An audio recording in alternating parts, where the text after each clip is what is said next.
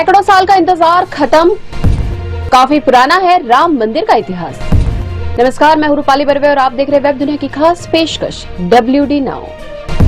सैकड़ों वर्षों के इंतजार के बाद 22 जनवरी 2024 को भारत के बहुसंख्यक हिंदू समाज की आस्था का वनवास समाप्त हो गया। अयोध्या के भव्य और दिव्य मंदिर में श्री रामलला की प्राण प्रतिष्ठा हो गई।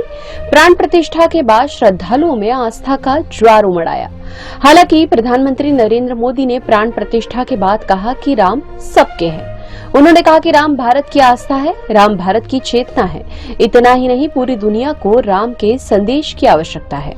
मोदी ने कहा कि त्रेता युग में तो सिर्फ 14 वर्ष का वियोग सहा था, लेकिन इस युग में अयोध्या और देशवासियों ने सैकड़ों वर्षों का वियोग सहा है। मंदिर निर्माण में हुई देरी के लिए उन्होंने प्रभु श्री राम से क्षमा भी मांगी। मंदिर को देश से जोड़ते हुए पीएम मोदी ने कहा कि राम मंदिर सिर्फ देव मंदिर नहीं है, यह भारत के दिग्दर्शन का मंदिर है। यह आपसी सद्भाव और शांति का प्रतीक है। राष्ट्रीय स्वयंसेवक संघ के प्रमुख मोहन भागवत ने इस अवसर पर कहा कि आज अयोध्या में रामलला के साथ भारत का स्व भी लौट कर आया है। संपूर्ण विश्व को त्रासदी से राहत देने वाला एक भारत खड़ा होकर ही रहेगा। वहीं उत्तर प्रदेश के मुख्यमंत्री योगी आदित्यनाथ ने कहा कि अयोध्या में रामलला का विराजना राम राज्य की स्थापना की उद्घोषणा भी है। पूरा राष्ट्र राममय है। ऐसा लगता है कि हम त्रेता युग में आ गए हैं। राम मंदिर ट्रस्ट के कोषाध्यक्ष गोविंद देव गिरी महाराज ने पीएम मोदी की तुलना शिवाजी महाराज से करते हुए कहा कि मोदी ने शिवाजी के तप की याद दिला दी। युग परिवर्तन की लाज रखने में मोदी ने बड़ी भूमिका निभाई है। यह देश का सौभाग्य है।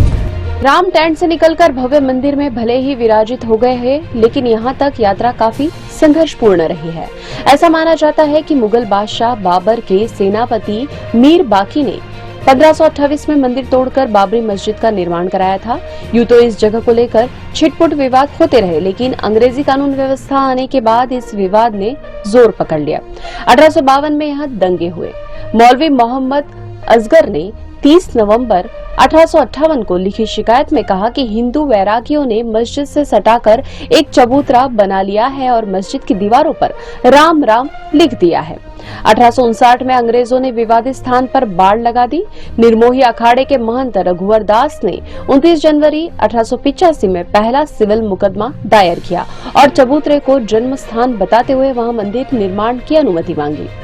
जज पंडित हरिकिशन ने मौका मुआवना किया और पाया कि चबूतरे पर भगवान राम के चरण बने हैं और मूर्ति थी। जज ने मस्जिद की दीवार के बाहर चबूतरे और जमीन पर हिंदू पक्ष का कब्जा भी सही पाया। हालांकि सांप्रदायिक सद्भाव न बिगड़े, इसलिए मंदिर निर्माण की अनुमति नहीं दी गई। यह विवाद सिर्फ हिंदू मुस्लिमों तक ही सीमित नहीं था। 1936 में शिया और सुन्नी मुस्लिम इस स्थान को लेकर आमने सामने आए। बाबर सुन्नी था जबकि मीर बाकी शिया, इसलिए दोनों ही पक्ष इस पर अपना अधिकार जता रहे थे। लेकिन 1946 में जज ने शिया समुदाय का दावा यह कहते हुए खारिज कर दिया, मस्जिद बनवाने वाला बादशाह सुन्नी था। 1949 में इस मामले में बाबा राघवदास की एंट्री हुई। चुनाव में आचार्य नरेंद्र देव को हराने वाले राघवदास ने जुलाई 1949 में उत्तर प्रदेश सरकार को पत्र लिखकर फिर से मंदिर निर्माण की अनुमति मांगी। इसके बाद सिटी मजिस्ट्रेट ने यह सिफारिश की कि चूंकि जमीन नजूल की है, अतः मंदिर निर्माण की अनुमति देने में कोई रुकावट नहीं है। 22-23 दिसंबर 1949 की रात में विवादित ढांचे के बाहर मध्य गुंबद के नीचे राम, जानकी और लक्ष्मण की मूर्तियां विवादित स्थल पर पाई गई।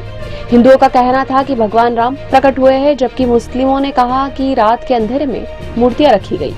ऐसा कहा जाता है कि मूर्ति रखने की अभय राम की योजना को गुप्त रूप से कलेक्टर नायर का समर्थन प्राप्त था। वह सुबह मौके पर आए तो भी अतिक्रमण हटवाने की कोशिश नहीं की, बल्कि कब्जे को रिकॉर्ड पर लाकर पुख्ता कर दिया गया। आरएसएस और हिंदू सभा के लोग सक्रिय रूप से कब्जे की कार्रवाई में सहयोग कर रहे थे। हालांकि सरकार ने इसे विवादित स्थल मानते हुए ताला लगवा दिया। 16 जनवरी 1950 को गोपाल सिंह विशारद ने सिविल जज की अदालत में सरकार, जहूर अहमद और अन्य मुसलमानों के खिलाफ मुकदमा दायर कर कहा कि जन्मभूमि पर स्थापित भगवान राम और अन्य मूर्तियों को हटाया न जाए और उन्हें दर्शन और पूजा के लिए जाने से रोका न जाए। कुछ दिनों बाद दिगंबर अखाड़ा के महंत रामचंद्र परमहंस ने भी विशारद जैसा एक और सिविल केस दायर किया। मूर्तियां रखने के करीब 10 साल बाद 1951 में निर्मोही अखाड़े ने जन्मस्थल मंदिर के प्रबंधक के नाते तीसरा मुकदमा दायर किया। विश्व हिंदू परिषद ने मंदिर बनाने के लिए 1984 में कमेटी का गठन किया। 1 फरवरी 1986 को फैजाबाद अदालत ने सरकार को हिंदू भक्तों के लिए स्थल खोलने का आदेश दिया। राजीव गांधी के शासनकाल में ताला खोला गया। 14 अगस्त 1990 में इलाहाबाद हाईकोर्ट ने विवादित ढांचे के संबंध में यथास्थिति बनाए रखने का आदेश दिया। इस बीच भाजपा नेता लालकृष्ण आडवाणी ने सोमनाथ से अयोध्या के लिए यात्रा शुरू की। उन्हें बिहार में ही रोक दिया गया। 6 दिसंबर 1992 में कार सेवकों ने अयोध्या के विवादित ढांचे को ध्वस्त कर दिया। इसके बाद देश भर में हिंदू मुस्लिम दंगे भड़क गए। दंगों में करीब 2000 लोगों की जान चली गई। 3 अप्रैल 1993 में केंद्र द्वारा विवादित क्षेत्र में भूमि अधिग्रहण के लिए अयोध्या में निश्चित क्षेत्र का अधिग्रहण अधिनियम पारित किया गया। अप्रैल 2002 में विवादित स्थल के मालिकाना हक का निर्धारण करने के लिए इलाहाबाद उच्च न्यायालय ने सुनवाई शुरू की। 2003 में अदालत ने विवादित स्थल पर खुदाई के आदेश दिए ताकि पता लग सके कि वहां राम मंदिर था या नहीं। 30 दिसंबर 2010 में उच्च न्यायालय ने 2:1 के बहुमत से विवादित क्षेत्र को सुन्नी वक्फ बोर्ड, निर्मोही अखाड़ा और रामलला के बीच 3 हिस्सों में बांटने का फैसला सुनाया। 9 मई 2011 को सुप्रीम कोर्ट ने अयोध्या भूमि विवाद पर उच्च न्यायालय के फैसले पर रोक लगा दी। जनवरी 2019 में उच्चतम न्यायालय ने मामले की सुनवाई के लिए 5 न्यायाधीशों की संविधान पीठ का गठन किया। 6 अगस्त 2019 में उच्चतम न्यायालय ने भूमि विवाद पर रोजाना सुनवाई शुरू की। 16 अक्टूबर 2019 के दिन सुप्रीम कोर्ट ने सुनवाई पूरी की, आदेश सुरक्षित रख लिया। 9 नवंबर 2019 में एक ऐतिहासिक फैसले में सुप्रीम कोर्ट ने अयोध्या में पूरी 2.77 एकड़ विवादित जमीन रामलला को दे दी। जमीन का कब्जा केंद्र सरकार के रिसीवर को सौंपा। शीर्ष अदालत ने केंद्र और उत्तर प्रदेश सरकार को मस्जिद बनाने के लिए मुसलमानों को किसी प्रमुख स्थान पर 5 एकड़ जमीन आवंटित करने का भी निर्देश दिया। 5 फरवरी 2020 को प्रधानमंत्री नरेंद्र मोदी ने लोकसभा में अयोध्या में राम मंदिर निर्माण के लिए ट्रस्ट के गठन की घोषणा की। 5 अगस्त 2020 के दिन प्रधानमंत्री मोदी ने राम मंदिर की नींव रखी और अंततः 22 जनवरी 2024 को भव्य मंदिर में रामलला की प्राण प्रतिष्ठा हो गई।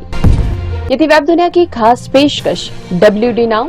अगले सप्ताह की सुर्खियों के साथ फिर हाजिर होंगे। नमस्कार।